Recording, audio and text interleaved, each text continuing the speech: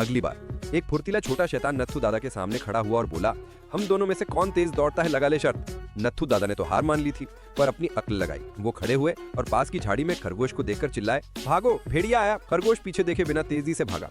नत्थू दादा ने शैतान से कहा, पहले मेरे इस खरगोश को पकड़कर दिखा, फिर मुझसे दौड़ लगाना। शैतान तेजी से दौड़ा, मगर वो इतनी दूर भाग गया कि खरगोश का कोई निशान नहीं मिला।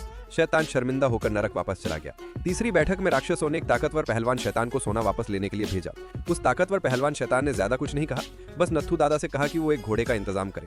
वो घोड़े के साथ ताकत का मुकाबला करना चाहता है। शैतान ने उस भारी भरकम घोड़े को दोनों हाथों से उठाया और आंगन के 3 चक्कर लगाकर जमीन पर पसीने से लथपथ होकर गिर पड़ा। उसे हाँफते हुए देखकर नत्थू दादा ने कहा, अरे ये भी कोई काम है? मैं तो अपने पैरों और घोड़े की पीठ के सहारे ये काम आसानी से कर सकता हूँ। मैं तो दिन भर में हजारों मील चल सकता हूँ और थकता भी नहीं। वो पहलवान शैतान घोड़े की बात सुनकर पूरी तरह से हार मान चुका था। वो भी नरक चला गया। आखिर में उन्होंने क्रूर छोटा शैतान को भेजा, जिसने कसम खाई कि वो हमारा सम्मान वापस लाएगा। मगर वो छोटा शैतान केवल शेख ही बगारना जानता था। उसने सबसे पहले बोतल में रखे शराब में आग लगाई। नत्थू दादा पर कोई असर न होते देखकर वो शैतान आग लगाता रहा।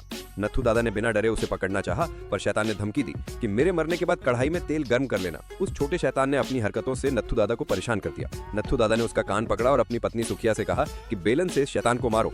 मार खाकर जब वो छोटा शैतान नरक पहुंचा तो उसने बाकी सबसे कहा कि अब उसे दोबारा परेशान मत करना। मैं तो दुआ करता हूं कि नत्थू दादा 100 साल जिए और कभी नरक ना आए। और इस तरह से नत्थू दादा अपनी अक्ल और बहादुरी से 100 साल तक जिंदा रहे और शांति से दुनिया से विदा हुए। मगर जब वो स्वर्ग पहुंचे तो भगवान ने उन्हें अंदर लेने की हिम्मत नहीं की। भगवान ने कहा कि वो तो शैतानों के दोस्त हैं, इसलिए उन्हें नरक जाकर रिपोर्ट करना चाहिए। पर नरक पहुंचने से पहले ही उन्हें वहां से भगा दिया गया। तो बताओ बच्चों, जो आदमी ना स्वर्ग जा सका और ना नरक, वो कहाँ गया होगा?